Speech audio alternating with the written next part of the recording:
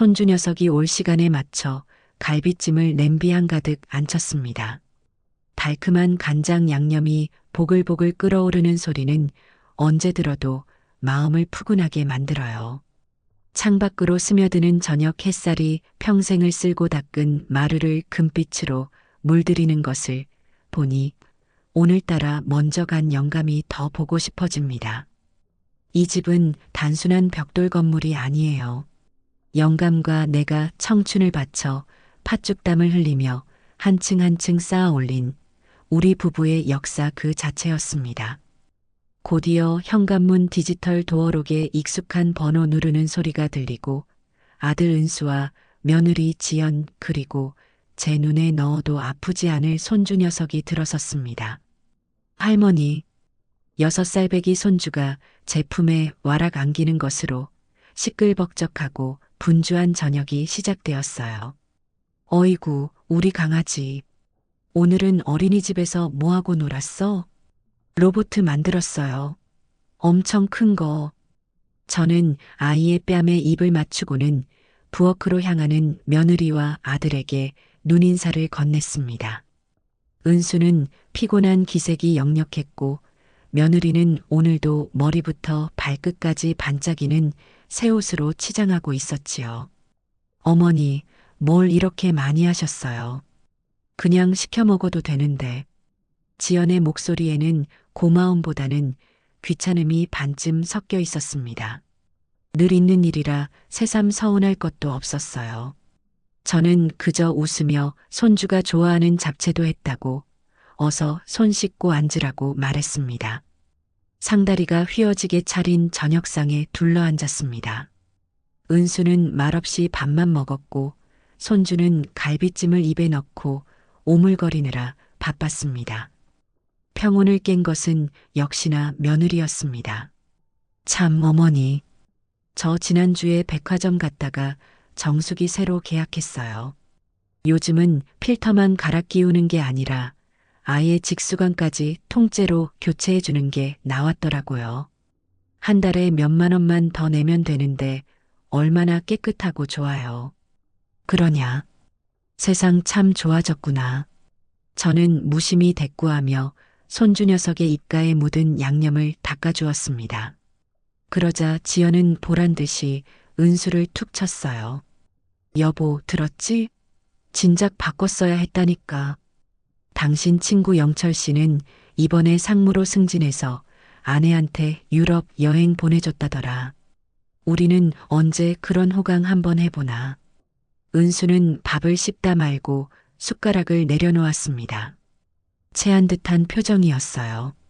이게 며느리가 대화를 이끌어가는 방식입니다. 돌려서 아들의 무능을 탓하고 자신의 처지를 한탄하는 것. 저는 이 불편한 공기를 걷어내기 위해 애써 다른 화제를 꺼냈습니다. 은수야, 회사 일은 할만하고? 요즘 경기가 안 좋다는데. 네, 뭐. 그럭저럭요, 어머니. 아들의 대답은 힘이 없었습니다. 지연은 콧방귀를 뀌며 말을 받았습니다. 할만하긴요, 어머니. 맨날 제자리 걸음인데요. 이러니 돈 모아서 언제 집을 넓혀가겠어요. 강희 것도 이제 학교 갈 나이다 됐는데 학군 좋은 데로 이사 가려면 지금 집으로는 어림도 없다고요. 그들의 대화에서 집과 돈이라는 단어를 빼면 남는 것이 있을까 싶었습니다. 제 집이 그들에게는 편안한 안식처가 아니라 언젠가 차지해야 할 목표물처럼 여겨지는 것 같아 목구멍으로 넘기는 밥이 모래알처럼 서걱거렸습니다. 어색한 식사가 끝나고 과일을 내어놓았을 때 제가 기어코 꺼내지 말았어야 할 말을 하고야 말았습니다. 며칠 전부터 계속 마음에 걸리던 문제였거든요. 얘들아, 실은 할 말이 있다. 얼마 전부터 안방 천장에서 비가 조금씩 새는구나. 사람을 불러다 물어보니 지붕 방수 공사를 새로 해야 한다더구나.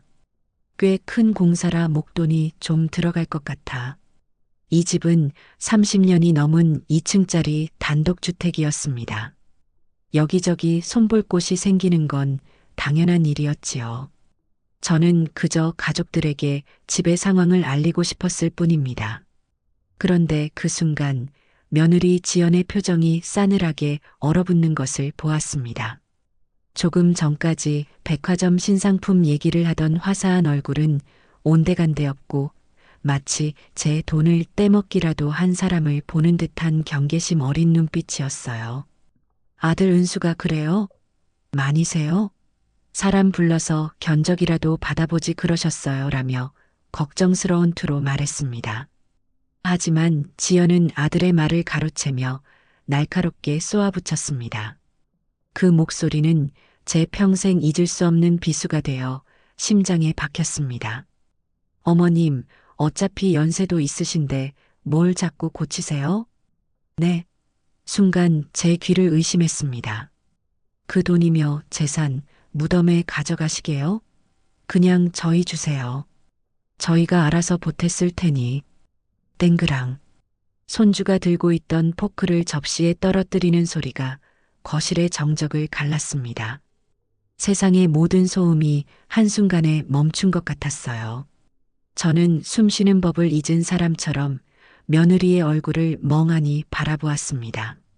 방금 저 입에서 나온 말이 정말 내 며느리의 말이 맞는지, 내가 잘못 들은 것은 아닌지 머릿속이 하얗게 비어버렸습니다.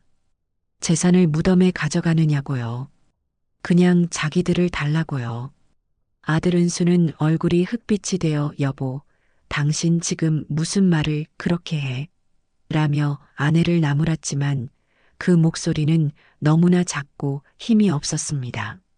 지연은 오히려 당당했어요. 왜? 내가 틀린 말했어? 어차피 이 집 나중에 우리가 물려받을 거잖아요. 낡은 집에 돈 들이는 것보다 그 돈으로 우리 사는데 보태 쓰는 게 훨씬 현실적이지 않아요?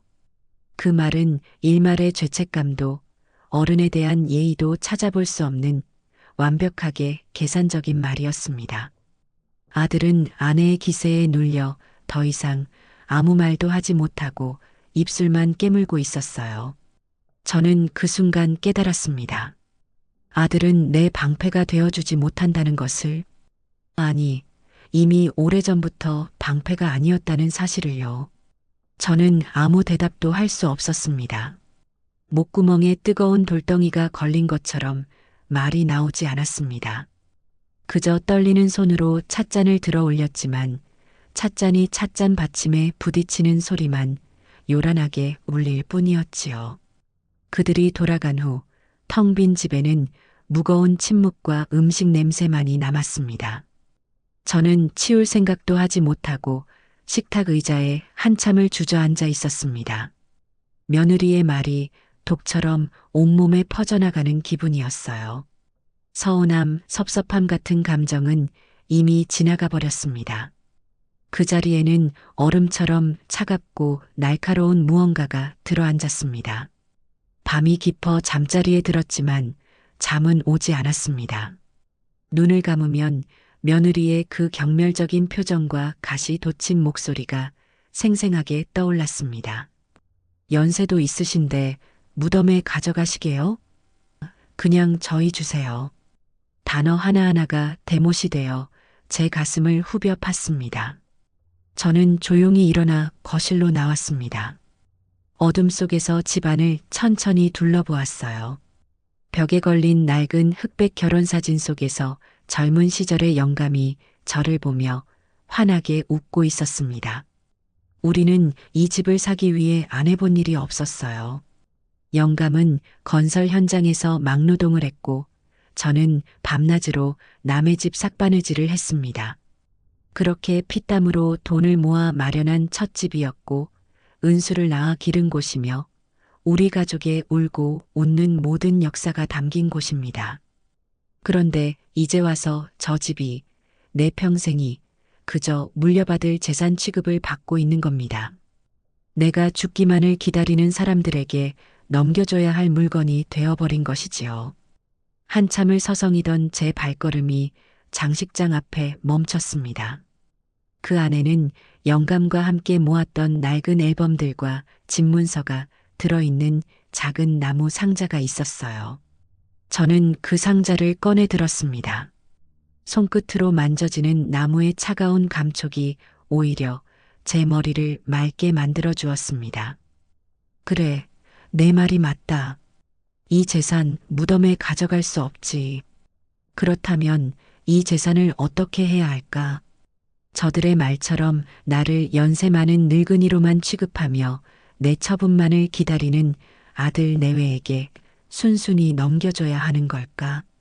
내 인생의 마지막을 그렇게 초라하고 무력하게 끝내야만 하는 걸까? 아니요. 그럴 수는 없습니다. 절대로. 어둠 속에서 제 눈이 서늘하게 빛나기 시작했습니다.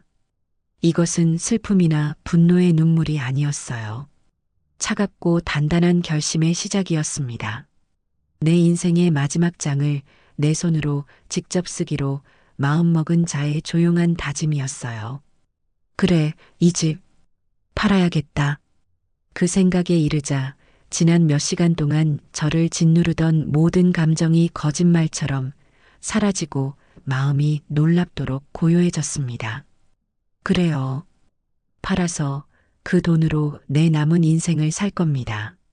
누구의 눈치도 보지 않고 누구에게도 아쉬운 소리 하지 않고 오직 나, 박 여사, 나 한 사람을 위해서요.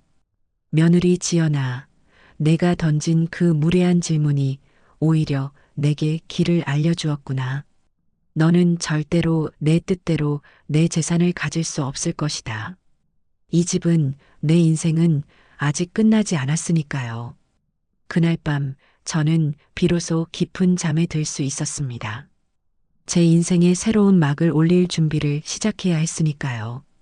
다음 날 아침 알람 소리 없이도 새벽같이 눈이 떠졌습니다. 밤새 뒤척였지만 정신은 오히려 쇠를 달군 듯 맑았습니다. 어제의 결심이 꿈이 아니라는 듯 집안의 공기마저 다르게 느껴졌어요. 평생을 내 몸처럼 여기던 이 집이 이제는 가격표가 붙은 하나의 자산으로 보이기 시작한 겁니다. 저는 가장 먼저 제 인생의 절반을 함께한 친구, 순자에게 전화를 걸었습니다. 신호음이 두어 번 울리자마자 쩌렁쩌렁한 목소리가 수화기 너머에서 들려왔습니다. 여사. 이 아침부터 웬일이야? 순자야, 나다. 혹시 바쁘지 않으면 잠깐 얘기 좀 할 수 있을까? 제 목소리가 평소와 다르다는 걸 금세 알아차린 순자가 다그치듯 물었습니다. 무슨 일 있어? 은순애가 또 속 썩였니? 저는 잠시 숨을 고르고 지난밤에 있었던 일을 가감없이 털어놓았습니다. 며느리가 던진 말, 무덤에 가져가시게요? 라는 그 한마디까지 전부요. 이야기를 듣는 내내 순자는 아무 말이 없었습니다. 제가 말을 마치자 수화기 너머에서 한숨과 함께 불같은 욕설이 터져나왔습니다. 이런 천하에 몹쓸 것들을 봤나? 그걸 말이라고 해? 지 애미한테. 박 여사, 너 괜찮아? 괜찮고 말고. 오히려 정신이 번쩍 들더라. 잘 생각했다. 아주 잘했어. 그 집이 어떤 집인데 내가 그 인간이랑 평생 고생해서 일군 집 아니냐. 그걸 날로 먹으려고 들어? 어림도 없는 소리지. 그래서 어떻게 할 참이야? 순자의 격한 반응에 오히려 마음이 차분해졌습니다. 내 편이 있다는 사실이 이렇게 든든할 줄이야. 저는 제 결심을 말했습니다. 이 집을 팔고 조용한 곳으로 떠나서 남은 인생을 나를 위해 살겠다고요. 순자는 제 말을 듣더니 두말 없이 지지해 주었습니다. 그래, 그렇게 해. 그게 정답이다. 자식 새끼 다 키워놨으면 이제 내 인생 살아야지. 언제까지 자식 눈치만 보고 살래? 필요한 거 있으면 언제든 말하고. 내가 두 팔 걷어붙이고 도와줄 테니 알았지? 친구와의 통화는 제 결심의 마지막 쐐기를 박아주었습니다. 전화를 끊고 나니 해야 할 일이 명확해졌어요. 더 이상 망설일 필요가 없었습니다. 이제부터는 속전속결로 움직여야 했습니다. 아들 내외가 눈치채기 전에 모든 것을 끝내야 했어요. 저는 은순애가 사는 동네나 우리 동네 부동산이 아닌 전혀 다른 구에 있는 부동산 중개업소 여러 곳의 번호를 수첩에 적었습니다. 괜히 아는 사람을 통했다가 소문이라도 나면 골치 아파질 테니까요. 몇 군데 전화를 돌려 상담을 해본 후 가장 목소리가 차분하고 신뢰가 가는 중개인과 약속을 잡았습니다. 일부러 집이 아닌 동네에서 조금 떨어진 찻집에서 만나기로 했어요. 약속 시간이 되자 40대 후반쯤 되어 보이는 단정한 차림의 남자가 들어와 제게 목례를 했습니다. 박 여사님 되시죠? 전화드렸던 김민준 실장입니다. 우리는 구석진 자리에 앉았습니다. 저는 서두르지 않고 차를 한 모금 마신 뒤 입을 열었습니다. 실장님, 제가 가진 집을 팔려고 합니다. 다만 아주 조용하고 신속하게 처리했으면 좋겠어요. 가족들은 모르게 진행하고 싶습니다. 김 실장은 제 말에 놀란 기색을 보였지만 곧 전문적인 태도로 돌아와 고개를 끄덕였습니다. 네, 사모님. 사정이 있으시군요. 알겠습니다. 저희는 고객의 비밀을 최우선으로 생각하니 걱정하지 않으셔도 됩니다. 그는 집 주소와 평수, 구조 등을 꼼꼼히 물으며 수첩에 메모했습니다. 저는 이 집의 역사와 제 사연에 대해서는 한마디도 꺼내지 않았습니다. 오직 매도자로서 필요한 정보만 건조하게 전달할 뿐이었지요. 대략적인 시세는 어느 정도 생각하면 될까요?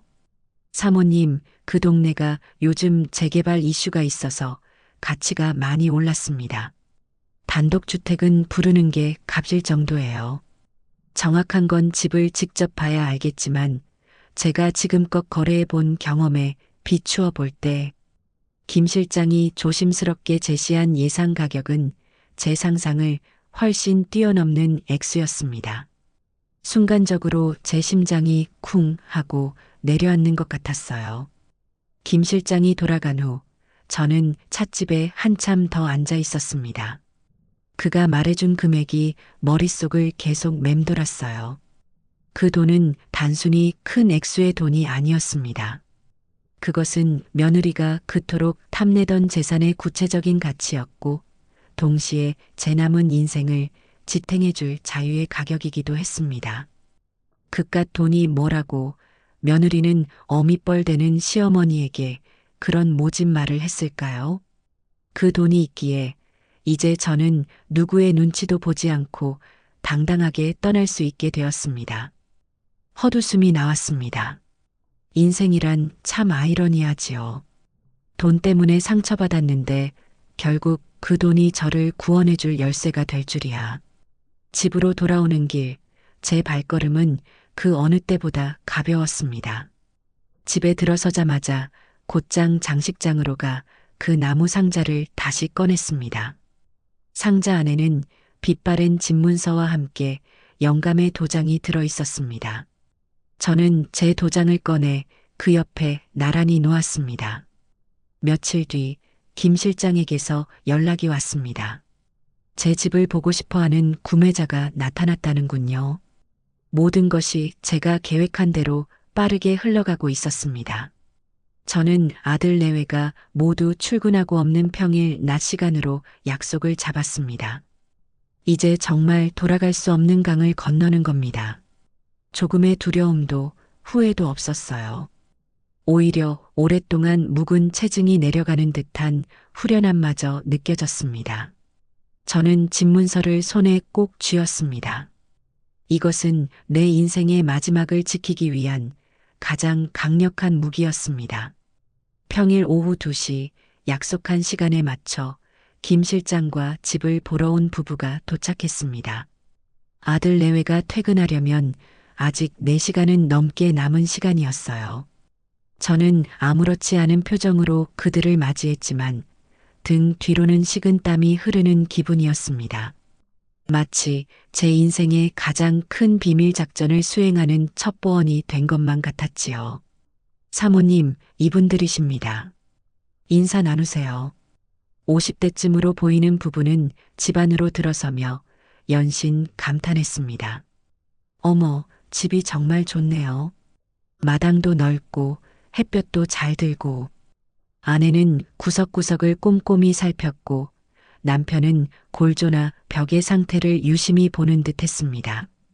저는 그저 묵묵히 그들을 따라다니며 필요한 질문에만 짧게 대답했습니다. 이 집의 어느 방에서 은수가 태어났고 저 마당의 감나무를 영감이 얼마나 아꼈는지 따위의 이야기는 모두 가슴속에 묻어두었습니다. 지금 그들에게 저는 이 집의 주인이 아니라 곧 이곳을 떠날 전 주인일 뿐이니까요. 집을 다 둘러본 부부는 김 실장과 함께 마당에서 한참을 무언가 상의하더니 이내 만족스러운 표정으로 제게 다가왔습니다. 사모님, 저희가 꼭 이 집을 사고 싶습니다. 제시하신 가격에서 저희도 최대한 맞춰드리겠습니다. 모든 것이 일사천리로 진행되었습니다. 그들은 조금의 망설임도 없었고 저 역시 가격을 흥정할 생각이 없었습니다. 김 실장이 제시했던 그 금액 그대로 계약은 성사되었습니다. 바로 다음 날 부동산 사무실에서 만나 계약서에 도장을 찍기로 했어요. 제 인생에서 가장 중요한 계약이 이렇게나 쉽고 빠르게 이루어질 줄은 몰랐습니다. 그들이 돌아가고 난 뒤 저는 텅 빈 거실에 서서 창밖을 보았습니다. 방금 전까지 이 집을 칭찬하던 그들의 목소리가 아직도 귓가에 맴도는 듯 했습니다. 이제 정말 이 집은 더 이상 제 것이 아니게 되는 겁니다. 시원섭섭한 마음이 들었지만 후회는 없었습니다. 이것은 제가 선택한 길이니까요. 계약서에 도장을 찍고 계약금을 통장으로 송금받은 날 저는 곧장 은행으로 가 태블릿 PC 하나를 샀습니다. 그리고는 집 근처 카페에 앉아 난생 처음으로 부동산 앱이라는 것을 깔아보았습니다. 젊은 사람들이 하는 것은 무엇이든 배워두면 언젠가 쓸모가 있다는 영감의 말이 떠올랐거든요. 처음에는 복잡해 보였지만 몇 번 만져보니 금세 익숙해졌습니다. 저는 망설임 없이 지역을 강원도 강릉시로 설정했습니다. 복잡한 서울을 떠나 조용한 바닷가에서 살고 싶다는 생각은 아주 오래전부터 막연히 해왔던 꿈이었어요. 영감이 살아있을 때 나중에 은퇴하면 강릉에 작은 집을 얻어 낚시나 하며 살자고 입버릇처럼 말했었지요. 이제라도 그 꿈을 혼자서 이뤄야겠다고 생각했습니다. 수많은 매물들 속에서 유독 제 눈길을 사로잡는 곳이 하나 있었습니다. 지은 지 1년도 채 되지 않은 신축 오피스텔이었어요. 크기는 작았지만 통유리창 너머로 푸른 바다가 한눈에 들어오는 사진이 제 마음을 흔들었습니다. 혼자 살기에는 더할 나위 없이 좋아 보였어요. 낡고 삐걱거리는 2층 집이 아니라 모든 것이 반짝이는 새 것으로 채워진 작고 현대적인 공간. 그곳이라면 과거의 그림자에서 벗어나 온전히 새로운 삶을 시작할 수 있을 것 같았습니다. 저는 화면 속 바다 사진을 한참 동안 들여다보았습니다. 그리고는 그 오피스텔을 중개하는 부동산에 바로 전화를 걸었습니다. 며칠 뒤 KTX를 타고 직접 강릉으로 내려가 그 집을 보기로 약속을 잡았습니다. 제 인생의 두 번째 막을 열어줄 무대를 직접 확인해야 했으니까요. 이사갈 곳이 정해지자 저는 본격적으로 짐을 정리하기 시작했습니다. 30년 넘게 살아온 집의 살림살이는 그야말로 어마어마했습니다. 장롱 깊숙한 곳에서는 제가 시집 올 때 해왔던 낡은 그릇 세트가 나왔고 창고에서는 은수가 어릴 때 가지고 놀던 장난감들이 먼지를 뒤집어 쓴 채 발견되었습니다. 저는 과감하게 버리기로 마음먹었습니다. 이것은 단순한 짐 정리가 아니었어요. 과거의 의무와 미련, 서운했던 기억들을 모두 털어내는 의식이었습니다. 사용하지 않는 가구들에는 모두 폐기물 스티커를 붙였고 10년 동안 한 번도 입지 않은 옷들은 전부 헌 옷수거함에 넣었습니다. 물건을 하나씩 버릴 때마다 마음이 이상하게 가벼워졌습니다. 누군가의 아내, 은수의 엄마로 살아왔던 시간의 흔적들이 사라지면서 오롯이 나라는 사람만 남는 기분이었습니다. 물론 모든 것을 버린 것은 아니에요. 장식장 가장 좋은 자리에 있던 영감의 사진과 그가 마지막 생일에 제게 선물했던 낡은 목도리, 그리고 은수가 처음으로 제게 써주었던 삐뚤빼뚤한 글씨의 편지 같은 것들은 작은 상자에 소중히 담았습니다. 며칠에 걸쳐 집안이 횡해질 정도로 짐을 정리하고 나니 곧 아들 내외에게 이 사실을 알려야 할 시간이 다가오고 있다는 것이 실감났습니다. 과연 그들은 어떤 반응을 보일까요? 폭풍이 몰아치기 전에 고요함처럼 집안에는 긴장감이 감돌기 시작했습니다. 하지만 저는 두렵지 않았습니다. 이미 저는 돌아갈 수 없는 강을 건넜고 제 앞에는 새로운 바다가 펼쳐져 있었으니까요. 주말 오후 벨소리와 함께 아들 내외가 들이닥쳤습니다. 손주 녀석의 손을 잡고 들어선 며느리는 휑한 거실을 보더니 미간을 찌푸렸습니다. 어머니, 집이 왜 이래요? 도둑이라도 들었어요? 빈정거림이 가득한 말투였습니다. 거실 한가운데를 차지하고 있던 낡은 소파와 장식장이 사라지고 벽에 걸려있던 액자들이 모두 내려져 있었으니 그럴 만도 했지요. 저는 태연하게 대답했습니다. 아니다. 오래된 가구들 좀 버리고 대청소 중이다. 집이 훨씬 넓어 보이고 좋구나. 버리시다니요? 그걸 다요? 아니, 버릴 거면 저희한테 물어보고 버리셔야죠. 쓸만한 게 있었을지도 모르잖아요. 지연은 마치 자기 물건을 허락 없이 내다버린 사람처럼 소리를 높였습니다.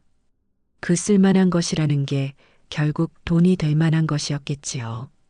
저는 더 이상 대꾸할 가치를 느끼지 못하고 부엌으로 향했습니다. 곧 저녁 차릴 테니 손 쉬어. 아들 은수는 아내의 눈치를 보며 어색하게 웃을 뿐이었습니다.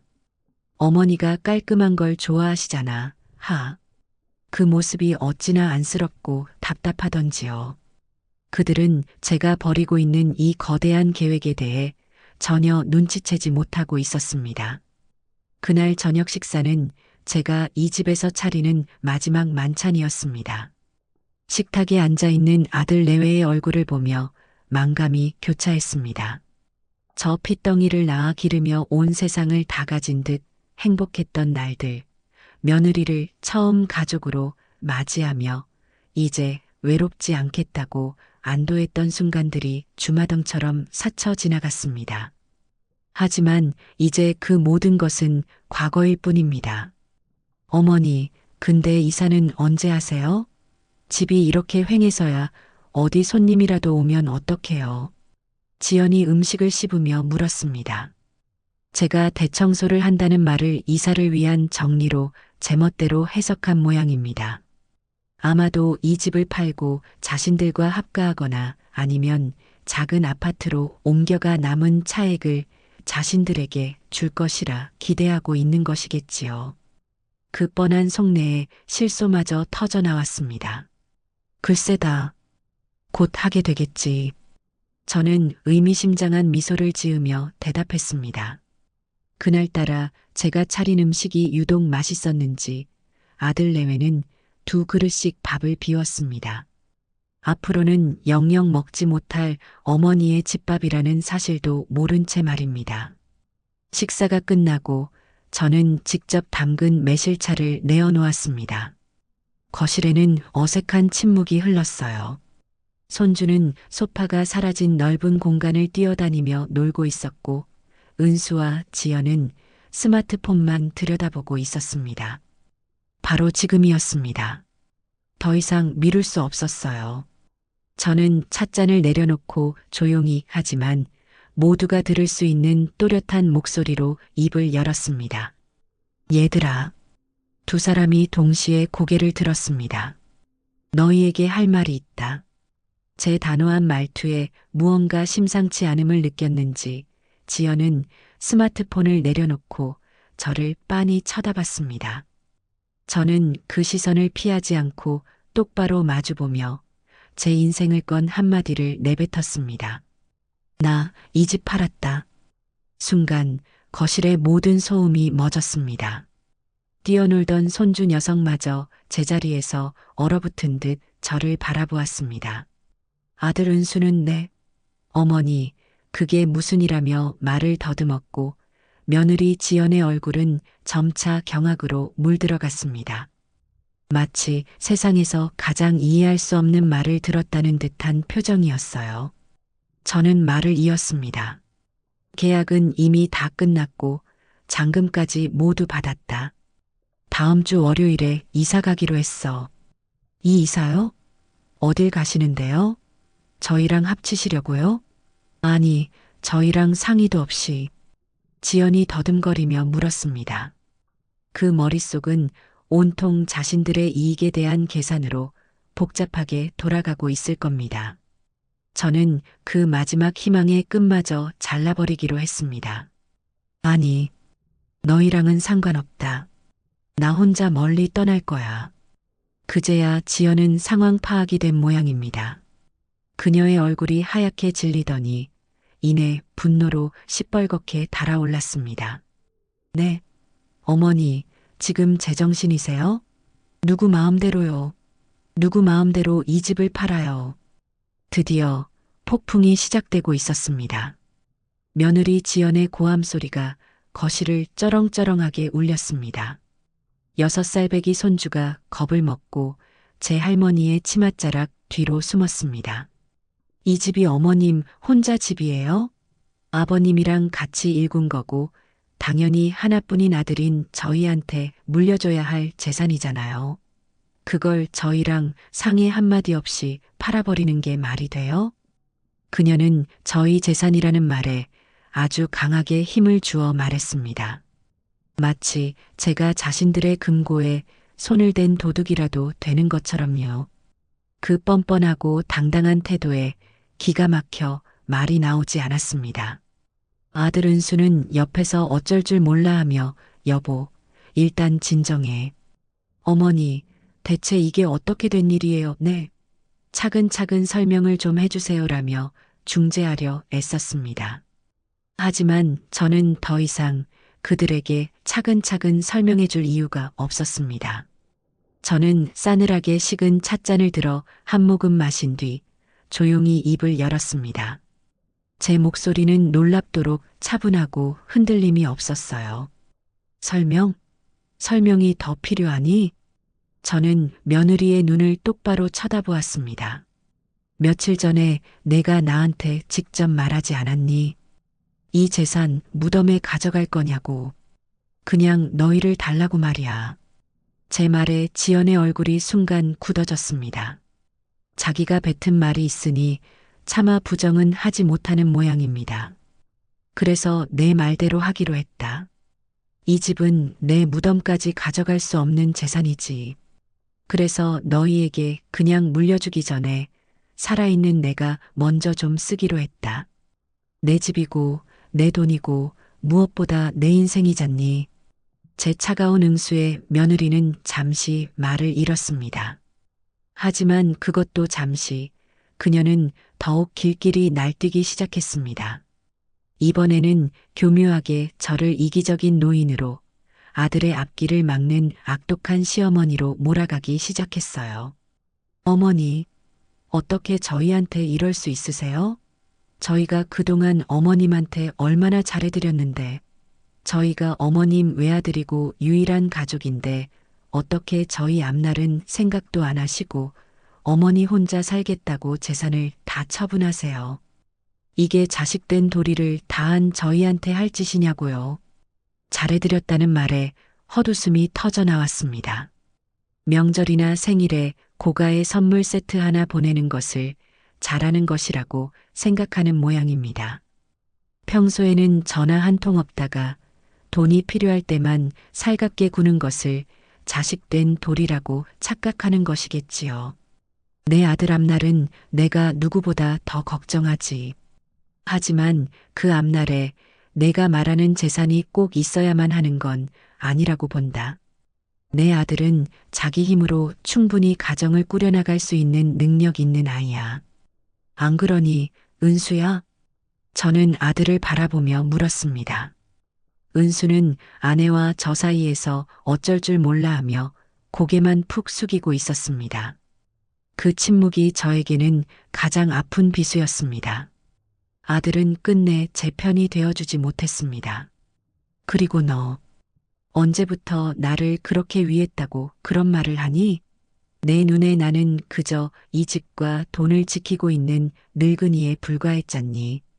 이제 그 짐을 내가 직접 덜어주겠다는데 왜 그렇게 화를 내는 것이냐. 제 반격에 며느리는 얼굴이 불그락푸르락해지며 저주에 가까운 악담을 퍼붓기 시작했습니다.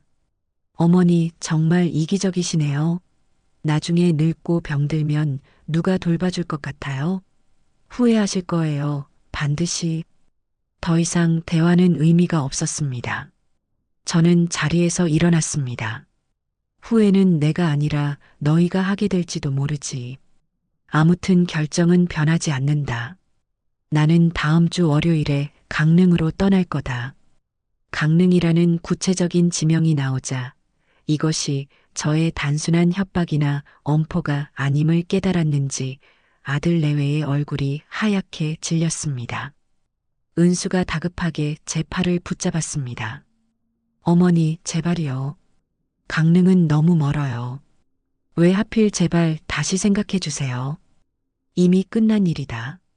계약서에 도장을 찍었고 잔금까지 전부 내 통장에 들어왔다. 이 집은 이제 우리 집이 아니야. 더 이상 이 문제로 나를 찾아오지 말거라. 저는 아들의 손을 차갑게 뿌리쳤습니다. 제 단호한 태도에 모든 것이 끝났음을 직감했는지 며느리는 두고 봐요. 저희가 이대로 가만히 있을 줄 알아요? 라는 마지막 말을 남기고는 아이의 손을 거칠게 잡아 끌고 현관으로 향했습니다. 문이 쾅 하고 닫히는 소리가 텅 빈 집을 울렸습니다. 아들 은수는 망연자실한 표정으로 그 자리에 서 있다가 저를 한번 원망스럽게 쳐다보고는 아내의 뒤를 따라 힘없이 집을 나섰습니다. 폭풍이 지나간 집에는 다시 정적이 찾아왔습니다. 저는 거실 바닥에 주저앉았습니다. 눈물이 나지 않았습니다. 대신 거대한 허탈감과 함께 이상한 해방감이 밀려왔습니다. 가장 어려울 것이라 생각했던 순간이 끝났습니다. 저는 마침내 제 인생의 가장 무거운 족쇄를 제 손으로 끊어낸 것입니다. 이제 남은 것은 떠나는 일뿐이었습니다. 그날 새벽은 유난히 공기가 차게 느껴졌습니다. 동이 트려면 아직 멀었지만 저는 이미 몇 시간째 뜬 눈으로 밤을 지새운 뒤였습니다. 창밖의 어둠 속에서 육중한 디젤 엔진 소리가 고요함을 가르며 들려왔을 때 저는 올 것이 왔구나 직감했지요. 이삿짐 센터의 커다란 트럭이 좁은 골목길을 비집고 들어와 제 집 앞에 멈춰 섰습니다. 제 인생의 한 시대를 통째로 드러내기 위한 거대한 집게차처럼 느껴졌어요. 잠시 후 약속이라도 한 듯 아들 은수가 헬쑥한 얼굴로 나타났습니다. 며칠 사이 겪었을 마음고생이 그늘이 되어 얼굴에 짙게 드리워져 있었습니다. 며느리 지연의 모습은 보이지 않았습니다. 예상했던 일이라 놀랍지도 서운하지도 않았어요. 은수는 제게 다가와 아무 말 없이 고개를 푹 숙였습니다. 그 모습이 마치 죄인 같아 차마 똑바로 쳐다볼 수가 없었습니다. 왔구나. 아침은 먹었고? 네, 어머니. 일찍 드시고 나오셨네요. 그것이 우리의 대화 전부였습니다. 더 무슨 말을 할 수 있었을까요? 이내 이삿짐 센터 직원들이 익숙하고 기계적인 움직임으로 집안의 물건들을 나르기 시작했습니다. 그들이 제 평생의 손때가 묻은 가구들을, 추억이 켜켜이 쌓인 물건들을 아무렇지 않게 번쩍번쩍 들어 옮기는 모습을 보니 기분이 이상했습니다. 특히 영감이 서재에서 쓰던 낡은 책상을 드러낼 때 아들의 어깨가 움찔하는 것을 저는 보았습니다. 아들의 기억 속에도 아버지와의 추억이 저 책상에 고스란히 남아있겠지요. 아들은 말없이 직원들을 도와짐을 날랐습니다. 그가 평생을 살아온 이 집의 물건들을 제 손으로 직접 트럭에 싣는 심정이 어땠을까요? 그 넓은 등 뒤로 수만 가지 회한과 슬픔이 파도처럼 일렁이는 것을 느꼈지만 저는 애써 시선을 돌렸습니다. 지금 무너지는 모습을 보이는 것은 저와 아들, 그 누구에게도 도움이 되지 않는다는 것을 알았기 때문입니다. 마지막 짐까지 모두 실리고 텅 비어버린 집안을 한번 둘러보았습니다. 텅 비었다고 생각했지만 그 공간은 수많은 기억들로 가득 차 있었습니다. 가구들이 있던 자리에 남은 희미한 흔적, 벽에 걸렸던 가족 사진의 네모난 자국, 손주 녀석의 키를 재며 그어놓았던 문설주의 상처들, 그 모든 것이 어제라는 이름으로 제게 마지막 인사를 건네는 듯 했습니다. 발걸음을 옮길 때마다 텅 빈 공간에서 제 구두 소리가 유난히 크게 울렸습니다. 저는 현관문 손잡이를 잡고 아주 천천히 마지막으로 문을 잠갔습니다. 철컥하는 냉정한 쇠소리와 함께 제 인생의 전반전이 완전히 막을 내렸습니다. 가자, 아들아. 저는 아들이 운전하는 차의 조수석에 올랐습니다. 룸미러를 통해 점점 작아지는 동네의 풍경을, 제가 평생을 살았던 붉은 벽돌집을 마지막으로 눈에 담았습니다. 시원하면서도 한편으로는 가슴 한구석이 칼로 도려내는 것처럼 아릿해져 오는 복잡한 기분이었습니다. 하지만 차가 복잡한 서울 시내를 벗어나 동해로 향하는 널따란 고속도로에 올라서자 제 마음은 놀랍도록 평온해지기 시작했습니다.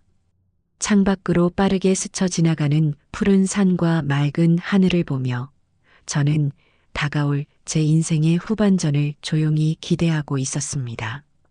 이것은 도망이 아니었어요. 새로운 시작을 향한 나 자신을 위한 당당한 여정이었으니까요. 몇 시간을 달려 마침내 강릉에 도착했습니다. 낯선 도시의 풍경이 창밖으로 펼쳐졌지만 거짓말처럼 푸른 바다가 시야에 들어오는 순간 저는 이곳이 제 새로운 터전이 될 것임을 직감했습니다. 소금기를 머금은 청량한 바람이 열린 차창으로 불어와 지난 며칠간 저를 짓누르던 무거운 감정들을 씻어주는 듯 했습니다. 제가 새로 얻은 오피스텔은 해변 바로 앞에 우뚝 솟은 최신 건물이었습니다. 어머니, 여기 맞아요? 무슨 호텔 같은데요? 은수가 지하 주차장에 차를 세우며 물었습니다. 그는 이 모든 것이 아직도 믿기지 않는다는 표정이었습니다. 낡고 허름한 동네만 익숙했던 아들에게 이 번쩍이는 건물은 다른 세상처럼 느껴졌을 겁니다. 저는 말없이 고개를 끄덕이고 차에서 내렸습니다. 서늘한 공기가 감도는 주차장을 지나 로비로 들어서자 고급스러운 대리석 바닥과 은은한 조명이 저를 맞았습니다. 제가 살던 낡은 주택과는 모든 것이 다른 완전히 새로운 세상이었습니다. 15층에 위치한 제 집의 현관문 앞에 섰습니다. 주머니에서 카드키를 꺼내 도어록에 가져다 대자 삐리릭하는 경쾌한 전자음과 함께 문이 열렸습니다. 안으로 들어서는 순간 저와 은수는 동시에 숨을 멈췄습니다. 거실의 한쪽 벽면 전체가 통유리창으로 되어 있었고 그 너머로 인간의 언어로는 다 표현할 수 없는 광활한 동의 바다가 파노라마처럼 펼쳐져 있었습니다. 햇살을 바다 보석처럼 부서지는 윤슬, 아득한 수평선 위를 유유히 나는 갈매기, 멀리 보이는 하얀 등대까지 그야말로 살아있는 한 폭의 그림이었습니다. 와, 은수의 입에서 낮은 감탄이 흘러나왔습니다. 저는 잠시 그 풍경에 넋을 잃고 서 있다가 가장 먼저 챙겨온 작은 상자를 열었습니다.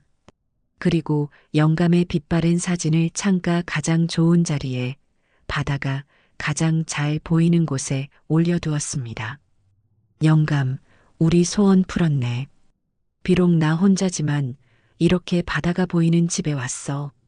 당신도 여기서 매일 이 바다를 보라고 마음속으로 그렇게 속삭였습니다. 뒤이어 도착한 이삿짐 센터 직원들이 짐을 올리기 시작했습니다. 살림을 절반 이상 버리고 온 터라 짐을 푸는 데는 오랜 시간이 걸리지 않았습니다.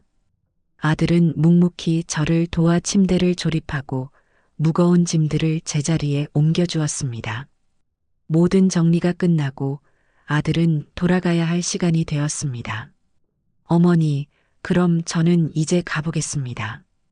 필요한 거 있으시면 꼭, 정말 꼭 전화하세요. 그래, 어서 가거라.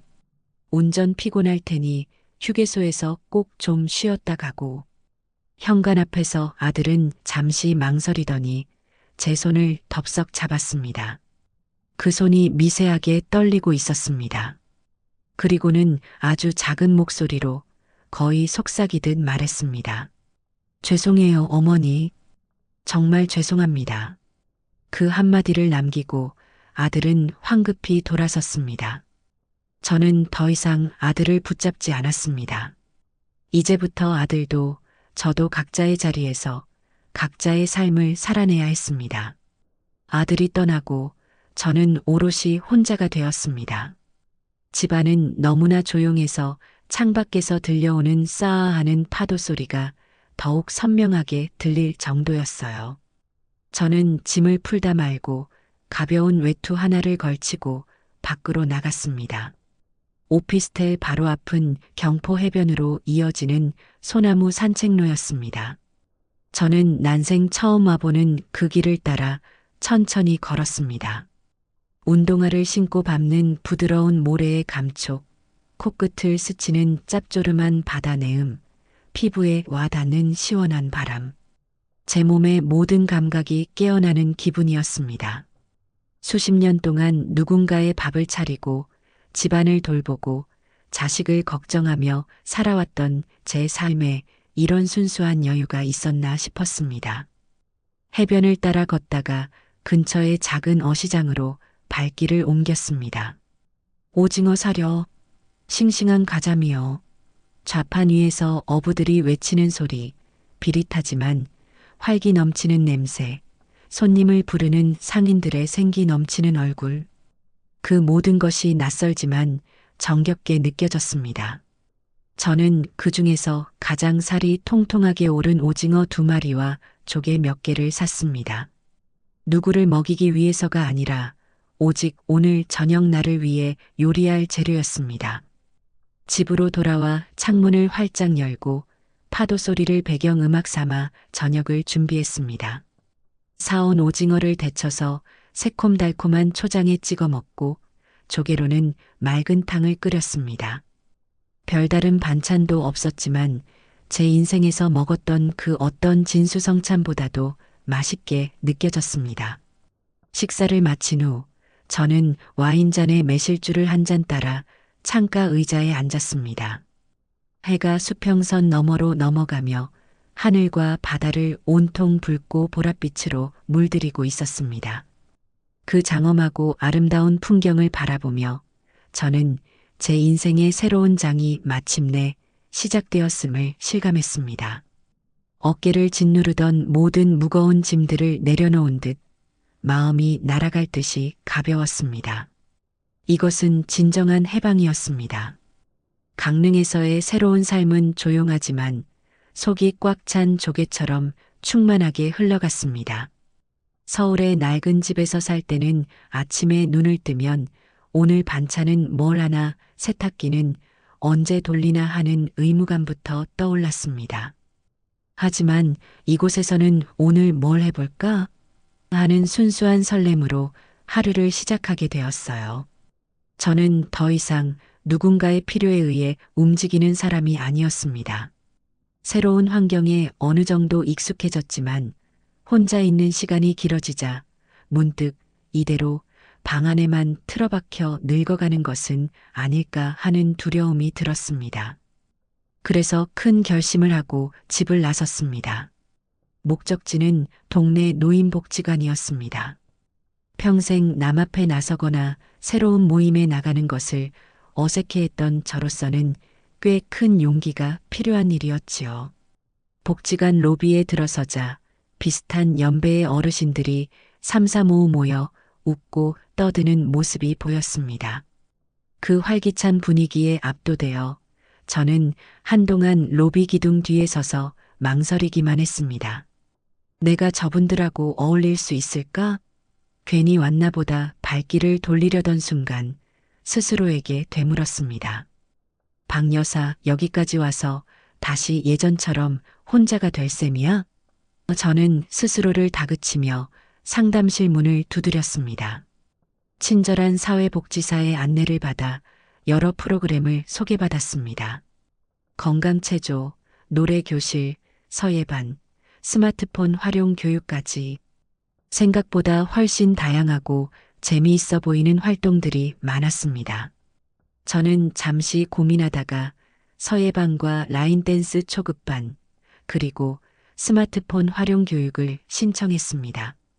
붓을 잡아본 지 수십 년이 지났지만 다시 한번 차분히 글씨를 써보고 싶었고 경쾌한 음악에 맞춰 몸을 흔들면 기분 전환에 좋을 것 같았어요. 스마트폰은 손주와 영상 통화라도 하려면 꼭 배워야 할 필수 기술이었고요. 첫 수업날 쭈뼛거리며 강의실 구석에 앉아있는 제게 먼저 말을 걸어준 사람이 있었습니다. 저보다 나이가 대여섯은 많아 보이는 분이었는데 화사한 노란색 스웨터에 웃는 얼굴이 참 고운 분이셨어요. 새로 오셨나 봐요? 얼굴이 낯이 익지 않아서. 나는 김영이라고 해요. 서울서 아들 따라 이사 온 지 한 3년 됐네. 잘 지내봐요, 우리. 영희 언니라고 부르게 된 그분 덕분에 저는 복지관 생활에 금세 적응할 수 있었습니다. 라인 댄스를 출 때는 뻣뻣한 몸 때문에 박자를 놓치고 삐걱거리기 일쑤였지만 영희 언니는 나도 처음엔 목각인형인 줄 알았다며 제 등을 두드려주며 웃었습니다. 다들 웃으며 서로의 동작을 고쳐주었고 땀을 흘리고 나면 다 같이 저렴한 자판기 커피를 마시며 수다를 떨었습니다. 서예 시간에는 벼루에 먹을 갈며 어지러운 마음을 가다듬었고 스마트폰 시간에는 젊은 강사님의 설명을 하나라도 놓칠세라 안경을 고쳤으며 열심히 메모했습니다. 그렇게 새로운 사람들을 만나고 새로운 것을 배우는 하루하루가 쌓여가면서 제 얼굴에는 저도 모르는 사이에 웃음이 많아졌습니다. 일주일에 한두 번 정해진 시간처럼 아들에게서 전화가 걸려왔습니다. 스마트폰 화면에 내 아들은 수라고 뜨면 제 마음은 잠시 복잡한 상념에 잠기곤 했습니다. 어머니, 잘 지내세요? 별일 없으시고요? 수화기 너머로 들려오는 아들의 목소리에는 항상 지워지지 않는 죄책감과 조심스러운 걱정이 뒤섞여 있었습니다. 저는 그런 아들의 마음을 알면서도 일부러 더 밝고 명랑한 목소리로 대답하는 법을 터득했습니다. 그럼 엄마야 아주 잘 지내지. 오늘은 복지관에서 라인 댄스 배우다 왔는데 아주 그냥 신나서 혼났네. 땀 빼고 먹는 밥이 얼마나 꿀맛인지 몰라. 넌 밥은 먹었니? 네, 방금 먹었어요. 어머니 식사는 정말 잘 챙겨 드시는 거죠? 혼자 계셔서 걱정돼요. 걱정은 무슨.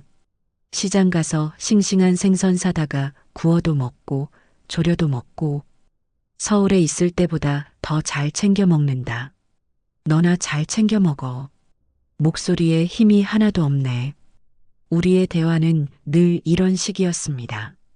서로의 안부를 묻는 피상적인 대화만 오갈 뿐 가장 중요한 이야기는 서로 꺼내지 않았습니다.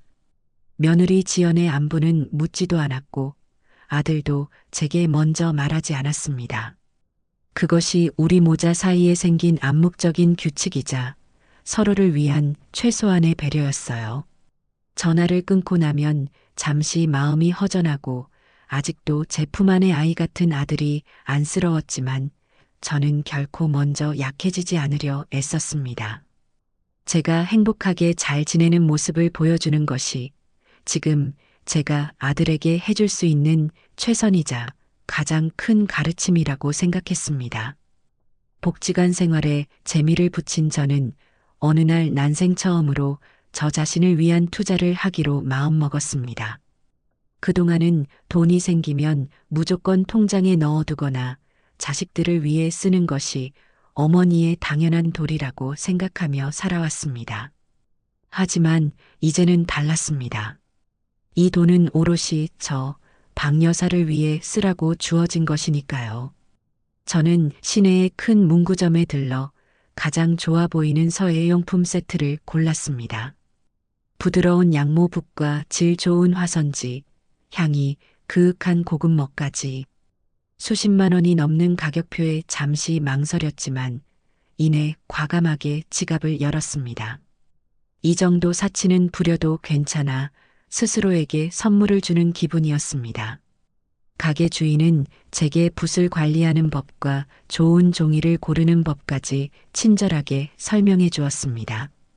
그리고는 곧장 휴대폰 대리점으로 향했습니다. 구형 폴더폰만 고집하던 제가 최신형 스마트폰을 사고 싶어진 겁니다. 복지관에서 배운 기능들을 제대로 써먹고 싶다는 욕심이 생겼기 때문이에요. 젊은 직원은 그런 저를 신기하게 쳐다보면서도 아주 친절하고 상세하게 사용법을 알려주었습니다. 큰 화면으로 인터넷 기사를 보고 손주 사진을 선명하게 보고 복지관 친구들과 단체 대화방을 만드는 법까지 새로운 세상이 제 손안에 들어온 것 같았습니다. 그날 저녁 저는 새로 산 스마트폰으로 손주에게 영상 통화를 걸었습니다.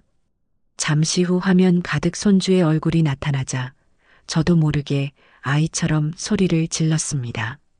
어이구, 우리 강아지. 할미 얼굴 잘 보여? 이게 영상 통화라는 거야. 네, 할머니. 우와, 할머니 집 뒤에 진짜 바다가 보여요. 파도 소리도 들려요. 손주는 제 뒤로 펼쳐진 창밖 풍경을 보며 신기해했습니다. 저는 휴대폰을 들고 집안 구석구석을 비춰주며 자랑했습니다. 이게 할머니 새 집이야. 우리 손주 나중에 놀러 오면 할미랑 저기 바다에서 조개도 줍고 모래성도 쌓고 놀자. 해맑게 웃는 손주의 얼굴을 보니 돈으로도 살 수 없는 행복이 이런 것이구나 싶었습니다. 며느리의 눈치를 보며 돈 한 푼 마음대로 쓰지 못했던 과거에 제가 점점 더 아득하게만 느껴졌습니다. 저는 제2의 인생을 온전히 저 자신을 위한 시간으로 정성껏 채워가고 있었습니다. 어느덧 강릉에 정착한 지 서너 달이 훌쩍 지났습니다. 제 삶은 바닷가 마을의 잔잔한 파도처럼 평화롭게 흘러갔습니다. 복지관에서 사귄 영희 언니를 비롯한 친구들과는 이제 막역한 사이가 되어 함께 맛집을 찾아다니고 해변을 산책하며 시간을 보냈습니다. 하지만 그 평온은 서울에 사는 오랜 친구 순자의 전화 한 통으로 잠시 물결이 일었습니다. 박 여사, 나 순자야. 너 들었어? 언제나처럼 활기찬 순자의 목소리였지만 이번에는 무언가 비밀스러운 정보를 전달하려는 듯 목소리를 낮추고 있었습니다. 뭘 들어? 또 무슨 일 있니? 은순의 말이야. 아주 동네 망신이 따로 없어. 그 서방 잡아먹을 며느리 말이야. 은수를 아주 들들 볶다 못해 죄를 만든다는 소문이 파다해. 밤낮으로 집에서 고함 소리가 끊이질 않는다고 옆집 사는 이 씨가 미용실 와서 그러더라. 순자는 시장에서, 동네 미용실에서, 찜질방에서 주워들은 이야기들을 마치 현장에서 직접 본 것처럼 생생하고 극적으로 전달했습니다. 이야기의 핵심은 역시나 돈이었습니다. 아들 내외는 제가 살던 집을 담보로 큰 돈을 대출받아 지인이 추천하는 주식에 몰빵할 계획이었던 모양입니다. 그런데 제가 집을 낼름 팔아버리는 바람에 모든 계획이 수포로 돌아갔고 그 일로 며느리가 아들을 못 잡아먹어 안달이 났다는 것이었어요. 그뿐인 줄 알아?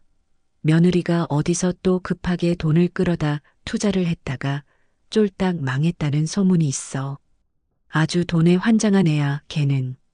은수가 참 불쌍하지. 눈이 삐었지. 저런 걸 며느리라고 들여서는 아무튼 내가 집 팔고 떠난 건 100번, 1000번 잘한 일이다. 안 그랬으면 내 노후 자금까지 그 구렁텅이에 다 들어갔을 거야. 전화를 끊고 나니 마음이 돌덩이를 얹은 듯 무겁고 착잡했습니다. 철없는 아들이 겪고 있을 고통을 생각하니 가슴이 아팠지만 한편으로는 순자의 말처럼 제가 그곳을 떠나온 것이 얼마나 다행인지 모른다는 안도감도 들었습니다. 그들의 탐욕과 갈등이 만들어낸 균열은 이제 저와는 상관없는 일이었습니다. 저는 그저 창밖의 평화로운 바다를 바라보며 제 선택이 옳았음을 다시 한번 확인할 뿐이었습니다. 그들의 불행이 나의 평온을 흔들게 둘 수는 없었어요. 그렇게 며칠이 지난 평일 오후였습니다. 복지관서의 수업을 마치고 돌아와 막 집으로 들어섰을 때 현관의 인터폰이 울렸습니다. 택배나 배달을 시킨 적이 없었기에 의아한 마음으로 화면을 켰습니다. 그리고 저는 제 눈을 의심했습니다. 화면 속에는 잔뜩 인상을 쓴 며느리와 그 뒤에 넋이 나간 사람처럼 서 있는 아들 은수가 있었습니다. 예고도 없는 불길한 방문이었습니다. 심장이 쿵하고 내려앉는 것 같았어요. 잠시 망설였습니다.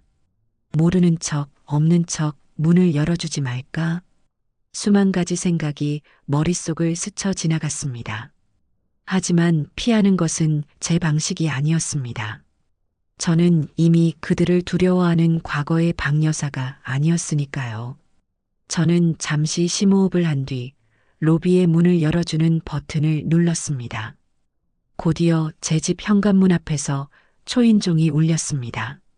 문을 열자 며느리는 저를 보자마자 다짜고짜 집 안으로 쳐들어왔습니다.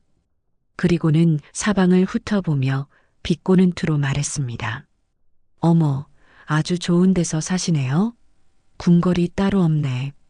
아들은 빚더미에 앉아서 길거리에 나앉게 생겼는데 어머님은 이렇게 바다 보이는 데서 유유자적 팔자가 좋으세요.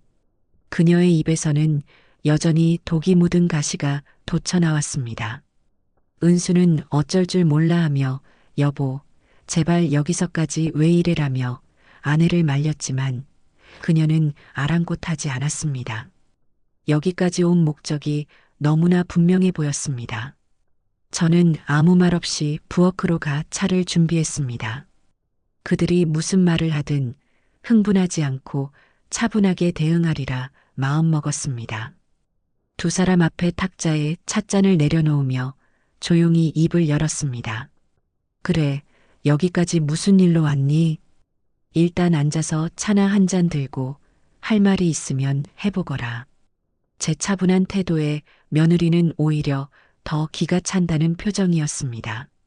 그녀는 서론도 없이 바로 본론으로 들어갔습니다. 이번에는 지난번처럼 소리를 지르지 않았습니다.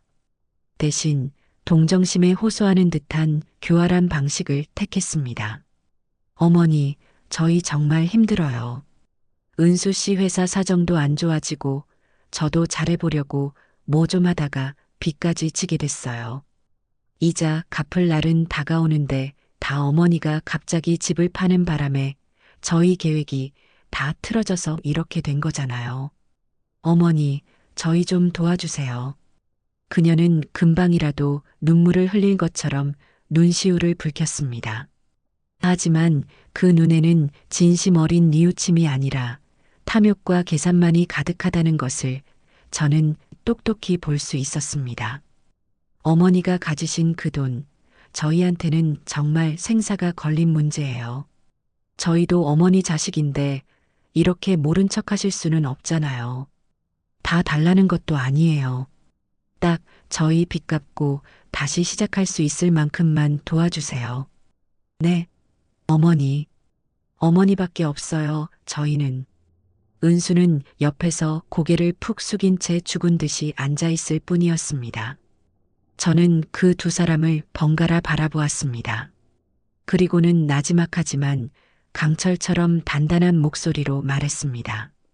내가 너희에게 해줄 말은 그때나 지금이나 똑같다.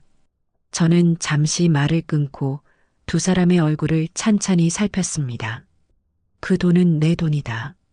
너희가 어떤 상황이든 너희에게 줄 돈은 단 한 푼도 없어. 너희 문제는 너희가 알아서 해결하거라. 그게 어른 아니겠니? 그리고 여긴 내 집이니 더 이상 찾아와서 소란 피우지 말고 돌아가 주면 좋겠구나. 제 말에 며느리의 얼굴에서 거짓 눈물이 싹 사라지고 다시 본래의 악독한 표정이 드러났습니다. 어머니, 진짜 이렇게까지 독하게 나오실 거예요? 피도 눈물도 없으세요. 라며 소리를 지르려던 순간 옆에 있던 은수가 아내의 팔을 거칠게 잡아 끌며 자리에서 일어났습니다. 그만해. 가자. 더 이상 어머니 힘들게 하지 말고. 은수의 목소리에는 깊은 절망과 체념, 그리고 아주 작은 분노가 섞여 있었습니다. 그는 제게 눈길 한 번 주지 않고 아내를 거의 끌다시피 하여 현관으로 향했습니다. 문이 닫히고 저는 다시 혼자가 되었습니다. 탁자 위에는 그들이 한 모금도 마시지 않은 차 두 잔이 싸늘하게 식어가고 있었습니다. 저는 그 찻잔을 싱크대에 쏟아버리고 집안의 모든 창문을 활짝 열었습니다. 그들이 남기고 간 탁하고 불행한 기운을 시원한 바닷바람으로 전부 쓸어내고 싶었습니다. 강릉에서 빈손으로 돌아간 아들 내외에게 무슨 일이 있었는지는 나중에 순자를 통해 소상히 전해 들을 수 있었습니다. 순자의 말에 따르면 그날 강릉에서 서울로 돌아오는 차 안에서 두 사람은 평생 할 싸움을 다 했다고 합니다. 며느리는 제 욕을 퍼부으며 독한 늙은이, 자식 버린 매정한 어미라며 모든 것을 제 탓으로 돌렸고 평생 아내의 말에 한마디 대꾸도 못하던 아들은 처음으로 운전대를 거칠게 내리치며 폭발했다고 합니다. 당신이 어머니께 어떻게 했는지 생각해봐. 그 말이 사람한테 할 소리였어? 평생 고생만 하신 분한테 무덤 얘기가 나와? 다 당신 욕심 때문이잖아. 어머니가 왜 저렇게까지 독하게 변하셨겠어? 당신이 그렇게 만든 거야. 아들은 울분을 토하며 소리쳤다고 합니다. 자신의 어머니를 지키지 못하고 아내의 등살에 못 이겨 침묵으로 동조했던 지난날의 자신이 얼마나 한심하고 비겁했는지를 뼈저리게 깨달은 것이겠지요. 평생을 순종적으로 굴던 남편의 거센 반격에 며느리는 충격을 받았고 그들의 관계는 돌이킬 수 없을 정도로 금이 가기 시작했습니다. 그 이야기를 전해 들으며 저는 가슴이 아팠지만 한편으로는 늦게나마 아들이 이제라도 스스로의 목소리를 내기 시작했다는 사실에 작은 희망의 불씨를 보았습니다. 그런 서울의 소용돌이와는 상관없이 저의 시간은 평화롭게 흘러갔습니다. 그들이 남기고 간 불쾌한 잔상은 며칠 지나지 않아 맑은 바닷바람에 씻겨나갔습니다. 그리고 저는 제 인생의 또 다른 처음을 계획했습니다. 바로 복지관 친구들과 함께 2박 3일 제주도 여행을 떠나는 것이었습니다. 평생 제주도 한번 가보지 못했던 저에게는 젊은 시절부터 막연히 품어왔던 꿈과도 같은 일이었습니다. 저희는 푼푼히 돈을 모아 비행기 표를 끊고 인터넷으로 펜션을 예약하며 17 소녀들처럼 들떴습니다. 드디어 떠난 제주도는 소문 그대로 천국과도 같았습니다. 공항에 내리자마자 육지와는 다른 달콤하고 이국적인 공기가 저를 감쌌습니다. 눈부시게 펼쳐진 노란 유채꽃밭, 에메랄드 빛으로 반짝이는 협재 해수욕장, 구름을 허리에 두른 채 장엄하게 서 있는 한라산까지 눈을 돌리는 곳마다 한 폭의 그림이었고 그 모든 풍경이 제 눈과 마음에 가득 담겼습니다. 저는 가장 화사한 꽃무늬 원피스를 꺼내 입고 친구들과 함께 서로의 사진을 찍어주며 마음껏 웃고 떠들었습니다. 특히 기억에 남는 것은 친구들과 함께 흑돼지구이를 먹으며 막걸리를 한 잔 걸쳤던 저녁이었습니다. 영희 언니가 구성지게 뽑아내는 옛날 노래에 맞춰 다 같이 어깨를 들썩이며 춤을 추었습니다. 그 순간 저는 깨달았습니다. 한평생 누군가를 위해 희생하고 걱정하고 애태우며 살아왔던 제가 오직 저 자신만의 순수한 즐거움을 위해 이렇게 환하게 웃고 있다는 사실을요.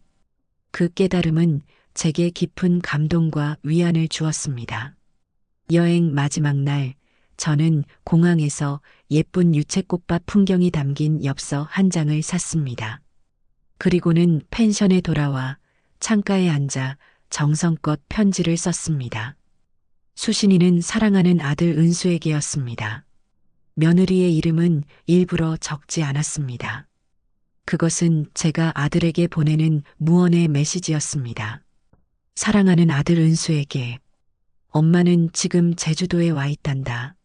내가 어릴 때 텔레비전을 보며 할머니 손을 잡고 가고 싶다고 노래를 부르던 곳인데 이제야 와보는구나. 이곳은 정말 아름답다. 좋은 친구들과 함께 맛있는 것도 많이 먹고 많이 웃고 있단다. 엄마 걱정은 조금도 하지 말고 너 역시 내 자리에서 밥 잘 챙겨 먹고 꿋꿋하게 살아가길 바란다. 인생이란 때로는 무거운 짐을 내려놓아야 더 멀리 갈 수 있는 법이란다. 엄마는 아주 잘 지내고 있단다. 사랑한다, 아들아. 그리고 엽서의 남은 공간에 제가 유채꽃밭을 배경으로 세상 가장 환하게 웃고 있는 사진을 붙였습니다. 그것은 제 행복을 아들에게 보내는 명백한 증거이자 더 이상 과거의 원망과 미련에 얽매이지 않겠다는 단호한 선언과도 같은 것이었습니다. 여행에서 돌아온 며칠 뒤 아들에게서 짧은 문자 메시지 한 통이 도착했습니다. 어머니, 죄송합니다. 그 8글자에 얼마나 많은 의미가 담겨 있을지 저는 짐작하고도 남음이 있었습니다. 제가 보낸 엽서를 받아보았겠지요. 저는 강릉의 집 창가에 앉아 제주도에서 찍은 사진들을 넘겨보았습니다. 활짝 웃고 있는 제 모습과 친구들의 얼굴을 보니 저절로 입가에 미소가 지어졌습니다. 그리고 서울의 어느 삭막한 아파트에서 제 엽서를 받아들고 괴로워하고 있을 아들의 모습을 그려보았습니다. 아마도 아들은 깨달았을 겁니다. 돈과 재산이 결코 행복을 보장해주지 않는다는 것을요. 돈 때문에 서로를 물어뜯는 아내와 함께 불행한 결혼 생활을 이어가는 자신의 모습과 모든 것을 버리고 떠나 비로소 진정한 자유와 웃음을 찾은 늙은 어머니의 모습이 얼마나 극명하게 대비되었을까요? 어머니를 불행하게 만들었던 그 모든 것들이 결국 자기 자신마저 불행의 구렁텅이로 몰아넣고 있다는 사실을 말입니다. 제가 보낸 엽서는 아들에게 보내는 마지막 시험이었을지도 모릅니다. 과거의 잘못과 불행에 얽매여 계속해서 주저앉아 있을 것인지 아니면 저처럼 모든 것을 끊어낼 용기를 내어 새로운 삶을 선택할 것인지 그 선택은 이제 온전히 아들의 몫이었습니다. 저는 그저 창밖의 아득한 수평선을 바라보며 제 아들이 현명하고 용기 있는 선택을 내리기를 조용히 기도할 뿐이었습니다. 부디 그 역시 자신만의 행복을 찾을 수 있는 길을 발견하기를, 그 길이 아무리 고통스럽고 외로울지라도 말입니다. 제주도에서 돌아온 뒤로도 제 일상은 변함없이 평온했습니다. 복지관 친구들과 함께 웃고 서해에 몰두하고 바다를 보며 사색하는 날들이 이어졌습니다. 아들에게서는 여전히 일주일에 한두 번 전화가 걸려왔지만 그 내용은 조금씩 달라지고 있었어요. 더 이상 의무감이나 죄책감에 억지로 안부를 묻는 듯한 느낌이 아니었습니다. 자신의 소소한 일상을 이야기하기도 하고 제 건강에 대해 진심으로 걱정하기도 했습니다. 그러던 어느 날 저녁 아들에게서 전화가 걸려왔습니다. 평소와는 다른 아주 낮고 진중한 목소리였습니다. 어머니, 저 은수입니다. 그래, 아들. 웬일이냐, 이 시간에. 어머니, 제가 이번 주말에 혼자 찾아뵈어도 될까요? 꼭 드려야 할 말씀이 있습니다. 혼자라는 말에 힘을 주어 말하는 아들의 목소리에서 저는 무언가 큰일이 있었음을 직감했습니다. 심장이 철렁 내려앉았지만 애써 태어난 목소리로 대답했습니다. 그래, 그러려무나. 조심해서 오너라. 전화를 끊고 저는 한참 동안 창밖의 밤바다를 바라보았습니다. 이제 정말 모든 것을 끝맺어야 할 시간이 온 것 같았습니다. 주말이 오기까지 며칠 동안 제 마음은 잔잔한 파도와 거친 풍랑 사이를 오갔습니다. 아들을 만나면 무슨 말을 해야 할까? 어떤 표정을 지어야 할까? 저는 집안을 평소보다 더 깨끗하게 청소하고 아들이 좋아하던 밑반찬 몇 가지를 만들었습니다. 그것은 더 이상 의무가 아니었어요. 인생의 가장 큰 폭풍을 온몸으로 견뎌내고 있을 아들을 위한 어미로서의 마지막 연민이자 애정이었습니다. 토요일 오후 약속한 시간에 아들이 도착했습니다. 초인종 소리에 문을 열자 문 앞에 서 있는 아들의 모습은 제가 기억하던 모습과 사뭇 달랐습니다. 값비싼 옷이나 시계는 없었지만 늘 아내의 기에 눌려 어둡고 불안해 보이던 눈빛이 아니었습니다. 깊은 슬픔과 피로가 어려 있었지만 그 안에는 어떤 단단한 결심을 내린 사람 특유의 고요함이 자리하고 있었어요. 우리는 말없이 거실 창가에 마주 앉았습니다. 제가 차를 내어오자 아들은 찻잔을 들지도 않고 자리에서 일어나 제 앞에 무릎을 꿇었습니다. 은수야, 이게 무슨 짓이냐? 어서 일어나. 아닙니다, 어머니. 제가 먼저 일어나서는 안 됩니다. 아들은 고개를 깊이 숙인 채 떨리는 목소리로 말을 잇기 시작했습니다. 그 목소리는 제 심장을 그대로 관통하는 듯 했습니다. 어머니, 제가 다 잘못했습니다. 제가 못나서, 제가 용기가 없어서 어머니를 평생 외롭게 만들었습니다. 지연이가 어머님 가슴에 대못을 박을 때 제가 막았어야 했는데 아들이라는 놈이 제 아내 하나 무서워서 어머님을 방패막이로 삼았습니다. 제가 아들로서 죄인입니다. 돈 때문이 아닙니다. 제가 사람으로서 자격이 없었습니다. 정말 죄송합니다, 어머니. 아들의 어깨가 가늘게 떨리고 있었습니다. 굵은 눈물방울이 바닥으로 뚝뚝 떨어지는 것이 보였습니다. 이것은 돈을 얻지 못해 흘리는 눈물이 아니었어요. 뒤늦게나마 자신의 어리석음과 비겁함을 깨달은 한 남자의 진심 어린 참회의 눈물이었습니다. 저는 조용히 다가가 아들의 어깨를 감싸 안고 일으켜 세웠습니다. 일어나거라. 다 지난 일이다. 너도 그동안 마음고생이 얼마나 심했겠니? 어미는 그걸로 되었다.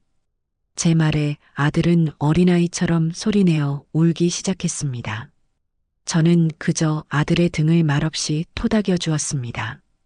한참을 울던 아들은 눈물을 닦고 제게 충격적인 사실을 고백했습니다. 어머니, 저 지연이와 헤어지기로 했습니다. 지금 이혼 소송 중이에요. 어머니가 보내주신 엽서를 받고 모든 것을 깨달았습니다. 행복하게 웃고 계신 어머니 사진과 돈 때문에 매일같이 서로를 저주하며 싸우는 저희 부부의 모습이 겹쳐지는데 숨을 쉴 수가 없었습니다. 이건 사는 게 아니었어요. 어머니는 모든 걸 버리고 행복을 찾으셨는데 저는 모든 걸 주려다 제 자신마저 잃어버렸다는 걸 알았습니다. 더 이상은 이렇게 살 수 없어요. 아들은 담담하게 말했습니다.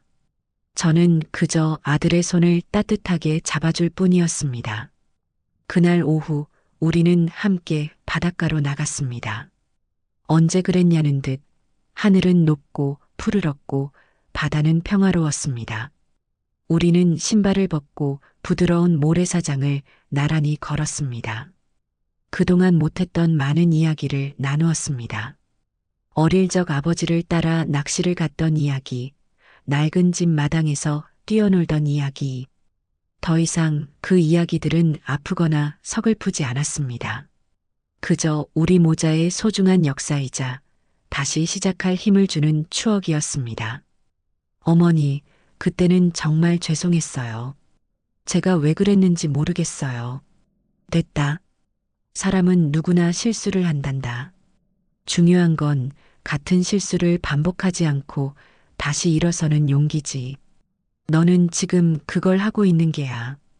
그러니 너무 자책하지 마라. 우리는 한참을 걷다가 방파제에 걸터 앉아 함께 사온 따뜻한 커피를 마셨습니다. 아들은 제게 앞으로의 계획을 이야기했습니다.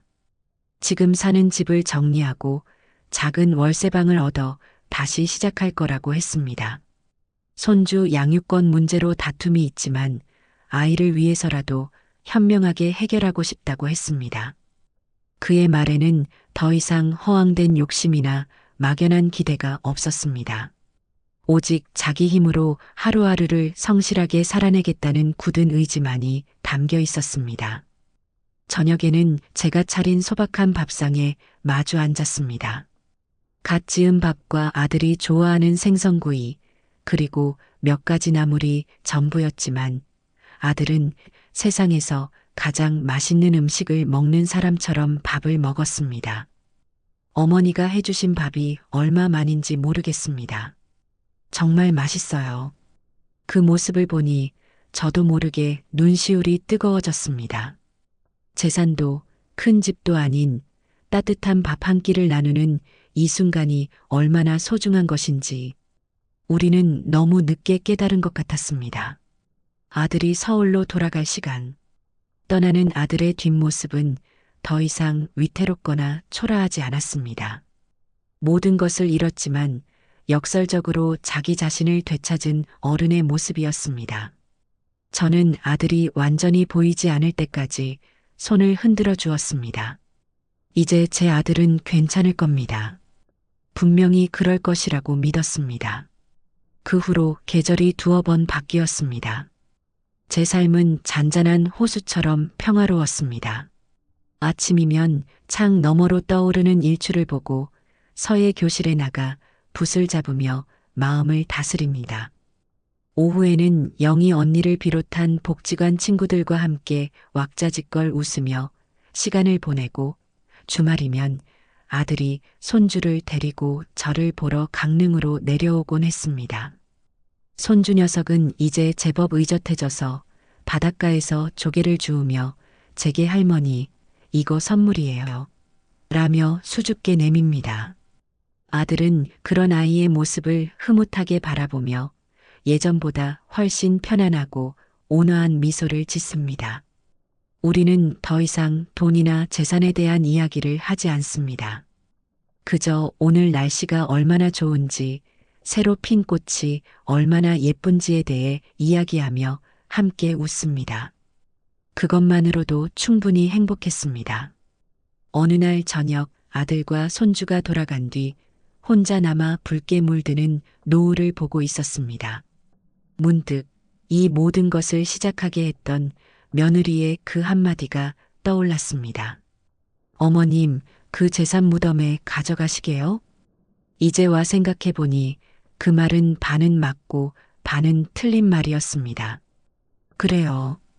집이나 땅, 통장의 숫자, 같은 재산은 무덤에 가져갈 수 없는 것이 맞습니다. 하지만 저는 이제 압니다.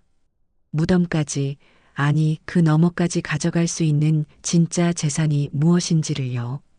그것은 바로 지금 이 순간 제가 살아내고 있는 행복한 기억들입니다.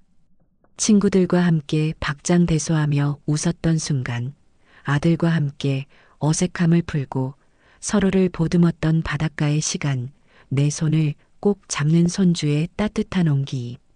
이 모든 소중한 추억들이야말로 그 누구도 빼앗아갈 수 없는 오직 나만이 가질 수 있는 영원한 재산입니다. 제가 팔았던 것은 낡은 집이 아니었습니다. 저를 올가매던 과거의 미련과 의무감, 그리고 불행했던 관계들을 팔아버린 것이지요. 그 돈으로 저는 자유와 시간을 샀고 그 시간 속에서 진짜 재산을 차곡차곡 쌓아가고 있는 겁니다. 나는 오늘도 나를 위해 주어진 이 소중한 하루를 살아갑니다. 창밖의 파도 소리를 들으며 사랑하는 사람들을 떠올리며 다가올 내일을 미소로 맞이합니다. 무덤에 가져갈 미련은 이제 제게 단 하나도 남아있지 않습니다.